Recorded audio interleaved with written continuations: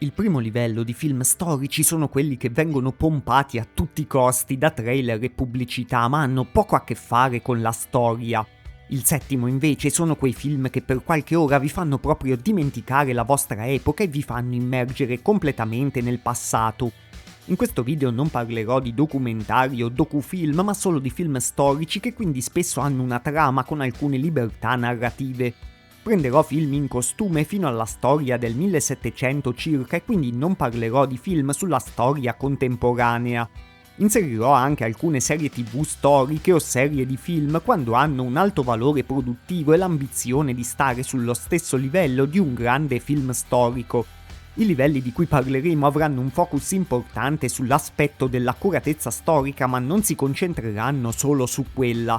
Delle cose che peseranno molto saranno anche se i film sono coinvolgenti, se hanno una trama che stupisce, che intrattiene, e se unendo questi elementi riescono in qualche modo a farci sentire veramente immersi nell'epoca che vogliono rappresentare sullo schermo.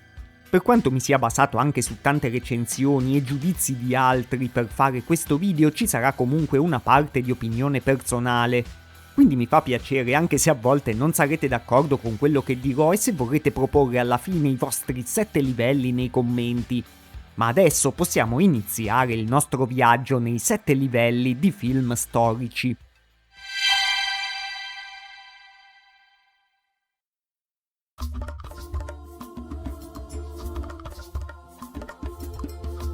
Quando sei al primo livello dei film storici stai solo toccando la superficie. Magari non sei neanche interessato già alla storia e non sai neanche bene che quello dovrebbe essere un film storico. Sono quei film che guardi da bambino o da ragazzino in una noiosa domenica pomeriggio. Forse non li stai neanche guardando veramente, ma li tieni un po' come sottofondo. Sono quei film che non hai proprio scelto di guardare, ma ti capitano come un passaggio inesorabile. Molti hanno nel titolo nomi di personaggi talmente famosi che non puoi non averli sentiti. Per esempio potrebbe capitarti la versione di Robin Hood del 2010 con Russell Crowe o in generale una qualunque versione di Robin Hood, che spesso sono tra i film più blandi e semplicistici in circolazione, dove il Medioevo è solo un'ambientazione, non molto di più. Spesso potresti essere stato bombardato di pubblicità su questi film, come di recente per Il Gladiatore 2, per poi trovarti davanti un'accozzaglia di mirabolanti scene action senza capo né coda. Peggio ancora, in quella domenica pomeriggio potresti incappare nell'ultimo dei Templari con Nicolas Cage, che ha vinto ai Razzie Awards il peggior attore protagonista e peggior coppia condiviso tra Nicolas Cage e chiunque appaia sullo schermo insieme a lui. Qui l'ambientazione storica è solo un retrogusto che non si sente per niente, la trama è prevedibile e ha elementi soprannaturali che scadono costantemente nel cliché. Potresti anche incappare in serie come Marco Polo nel film 10.000 a.C. che con clamorosi anacronismi mette in scena le più inconsistenti teorie sulla preistoria. E potresti vedere addirittura dei mammut che contribuiscono alla costruzione delle piramidi, per capirci. Insomma, in questo primo livello di film prevedibili e insipidi potresti decidere di abbandonare del tutto il genere storico e pensare che non fa per te. Oppure potresti realizzare che ti sei imbattuto solo nei film peggiori che si spacciano per film storici. E se rientri in questo secondo caso e hai ancora voglia di quelle ambientazioni, magari fatte un po' meglio, allora potresti provare a guardare altri film storici, che magari ti intrattengano anche un po' di più. E così hai già sbloccato il livello successivo.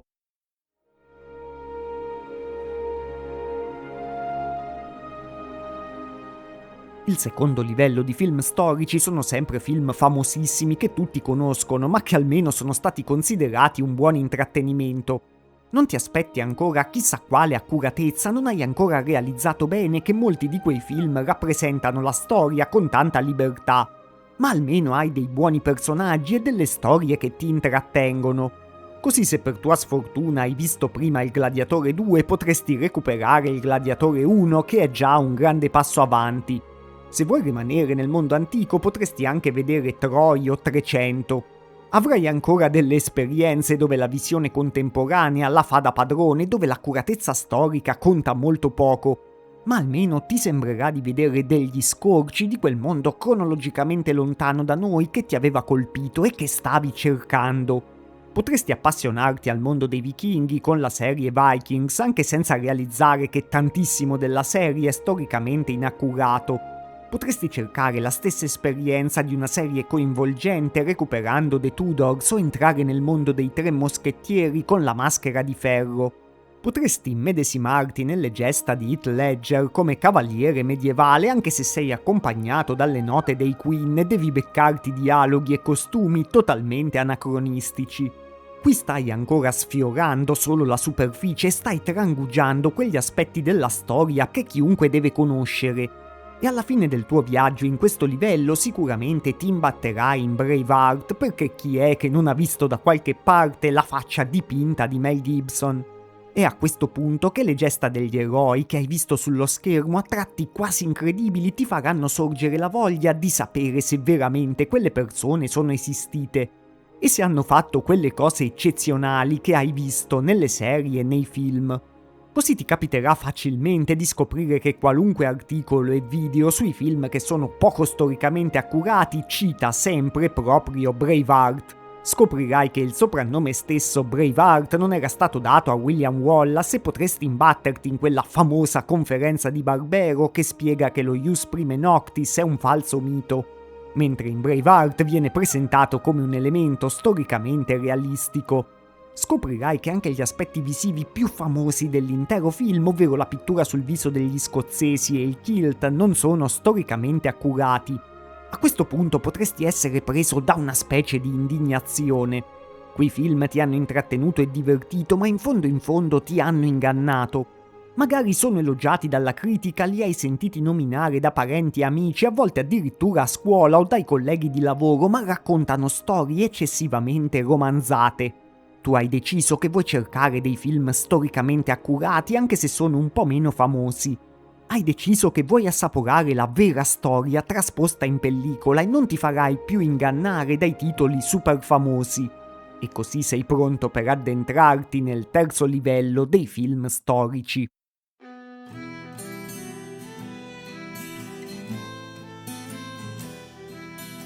Nel terzo livello sei armato di tanta buona volontà e ormai sai di distinguerti dalla massa che considera il gladiatore o Braveheart come delle rappresentazioni fedeli della storia vera. Tu sai che non è così, senti che puoi individuare dei film che raccontano storie vere, che ti spiegano davvero le dinamiche complesse che hanno forgiato il nostro passato.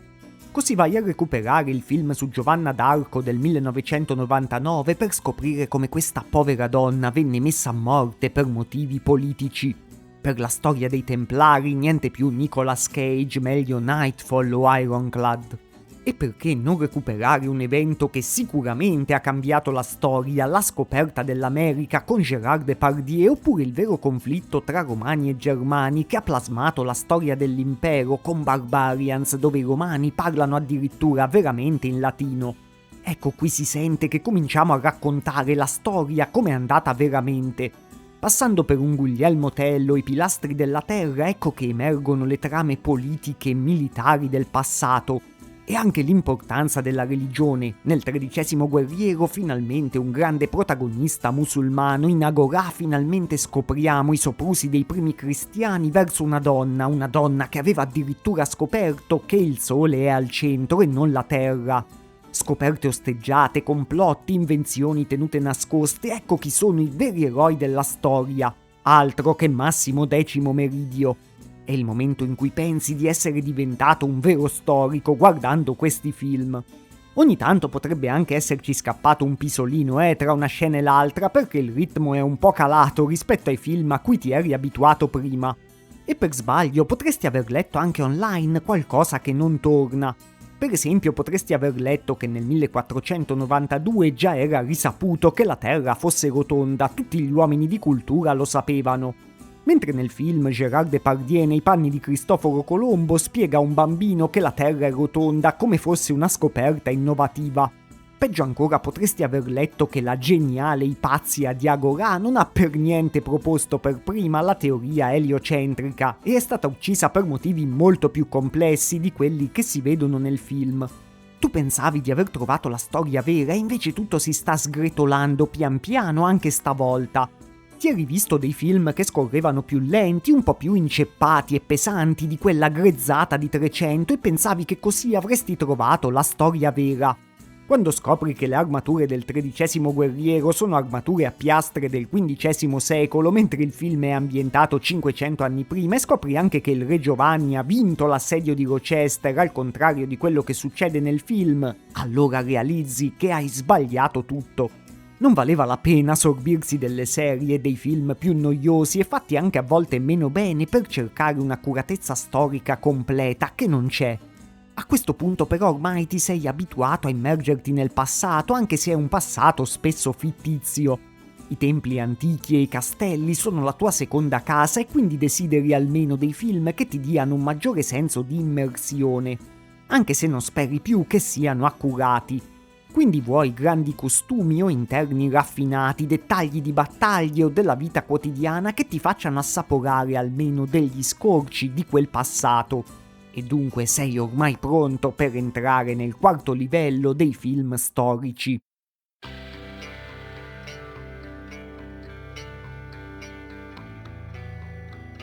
Nel quarto livello comincia a farla da padrone l'atmosfera. Non ti interessa più tanto se ogni singolo evento è storicamente accurato e non ti interessa più neanche solo il puro intrattenimento. Non ti interessa ormai tanto neanche il giudizio degli amici o dei critici. Tu vuoi entrare in quei mondi del passato anche solo per pochi minuti. E quindi stai per intraprendere una delle parti più soddisfacenti del tuo viaggio.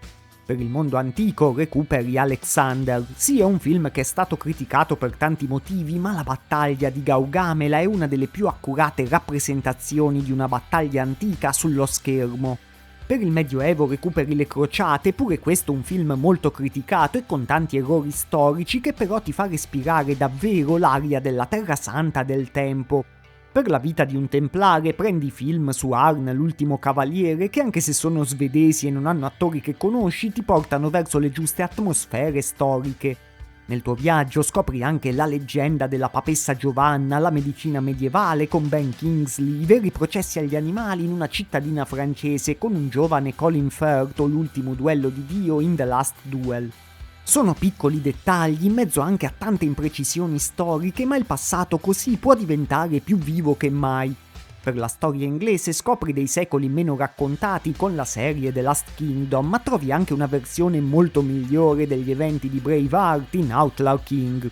Ti concedi anche di assaporare le personalità e i costumi di Enrico V, della famosissima regina Elisabetta I con i tanti personaggi che popolano le loro corti.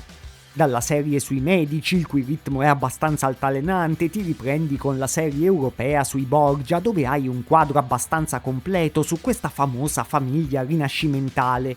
E il loro potere sanguinario chiama L'amore e il sangue, un altro film con le sue imperfezioni ma che farai presto a rivalutare. La ritrovata fiducia, almeno in alcune scene, in alcuni elementi dei film storici, ti spinge anche a esplorare storie e personaggi meno conosciuti. Scopri il condottiero Jan Žižka, la regina Margot che era immersa nei conflitti tra cattolici e protestanti, o Casanova che ha sempre il volto di Heath Ledger in film dove grandi attori possono farti appassionare al personaggio. In preda a una rinnovata fiducia nei film storici potresti spingerti anche a vedere un film indiano sull'imperatore Asoka o un film del 1966 su Tommaso Moro. Per non parlare di classici come Ben-Hur, Spartacus o Quo Vadis.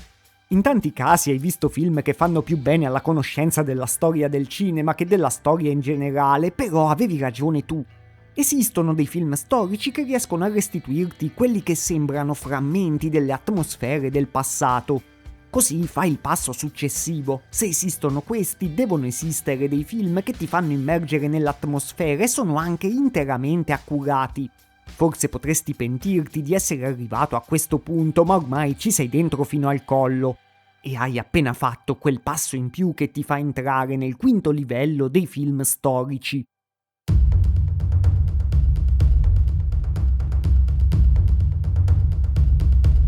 Al quinto livello dei film storici ne hai già passate tante e sei pronto a tutto pur di trovare atmosfera e accuratezza insieme.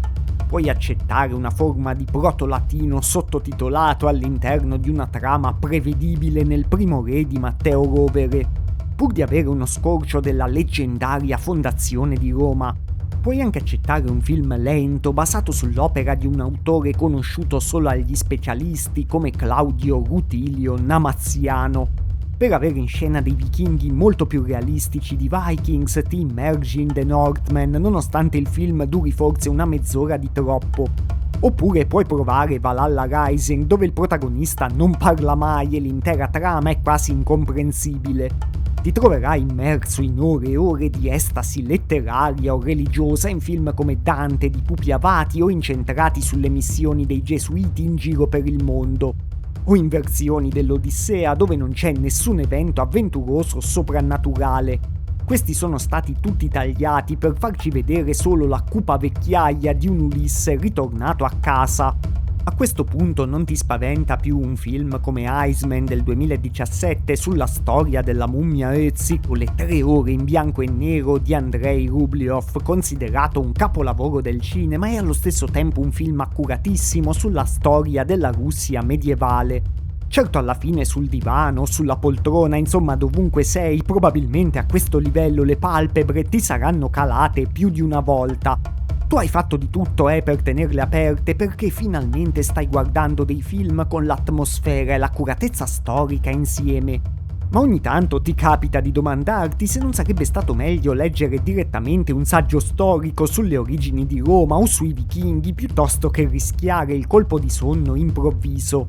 Dopotutto un po' ti manca quell'intrattenimento che ti aveva spinto all'inizio proprio a interessarti ai film storici. E forse sei arrivato un po' a quel punto in cui ce n'è veramente troppo poco. E una volta che hai fatto questi ragionamenti, come al solito non puoi più tornare indietro. Sei entrato ormai già nel 6° livello dei film storici.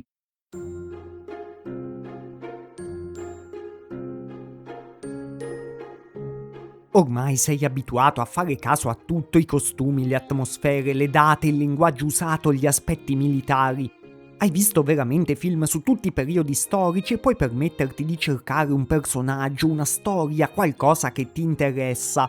Famoso o meno, apprezzato o meno, ormai sai bene che cos'è che vuoi trovare sullo schermo.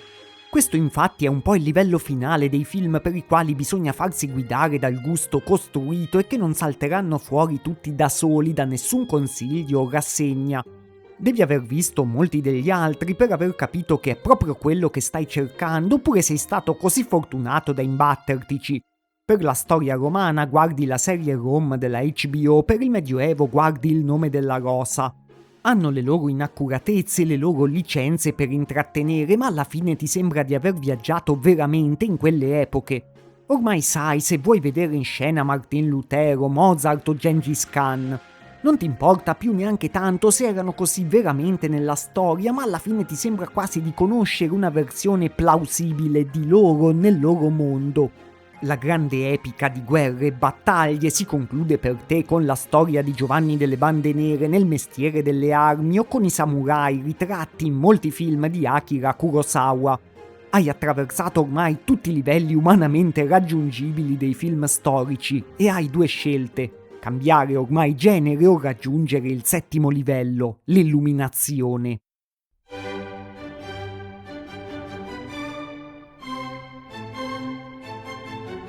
Il 7° livello potrebbe capitarti come uno strano nome letto da qualche parte o come il suggerimento di quell'amico esperto di cinema. Probabilmente non gli darai tanta fiducia perché ti aspetti che magari sia come uno di quei film del 5° livello, storicamente accuratissimi ma abbastanza pesanti, o al massimo del 6° livello, sì, un grande film che ha qualcosa da lasciarti ma non esattamente accurato. Ma come tutte le illuminazioni, se la ricevi devi abbandonarti ad essa e essere pronto a accettarla. Il 7° livello ti farà fare anche un viaggio indietro nella storia a tutti gli effetti, perché è rappresentato da un solo film uscito mezzo secolo fa, nel 1975. E il film è Barry Lyndon di Stanley Kubrick. Per qualcuno non sarà una sorpresa, infatti è già un film molto apprezzato, anche se non è assolutamente tra i più famosi e apprezzati di questo regista. Il protagonista non è un uomo eccezionale come i soliti eroi dei film storici, ma una persona qualunque. Nella trama si intrecciano ironia e serietà e tutte le sfaccettature della natura umana si inseriscono perfettamente in quel contesto storico che si vuole rappresentare del XVIII secolo. È un film che sembra lento, ma che appena lo capisci fa durare le scene sempre il giusto. I costumi riproducono fedelmente la moda del tempo, il film è stato girato utilizzando un'illuminazione storicamente appropriata, spesso solo la luce delle candele. E guardandolo potete notare che tantissime inquadrature sono praticamente dei dipinti dell'epoca. Oltre a essere visivamente meraviglioso e accurato, come dovrebbe essere un buon film storico, i comportamenti, gli eventi, la società, lo svolgimento della trama, tutto vi riporta in quell'epoca. Realizzato con una cura e un perfezionismo maniacali, riesce a stupire con la sua trama anche un pubblico di oggi, 50 anni dopo essere stato realizzato. Non dico che debba piacere a tutti o che sia il miglior film in generale anche per altri generi, ma per me ad oggi è il livello finale dei film storici, cioè il film storico per eccellenza che unisce godibilità, accuratezza e atmosfera nelle giuste dosi. Che dialoga con la storia, ma che allo stesso tempo però parlerà anche a te perché tocca delle corde umane universali. E se anche tu sei arrivato al 7° livello dei film storici, puoi trovarti immerso in questo film che ti farà proprio dimenticare la tua epoca e ti farà immergere completamente nel passato. Ma se invece per te l'illuminazione è arrivata con un altro film, scrivilo qui sotto nei commenti. Ciao!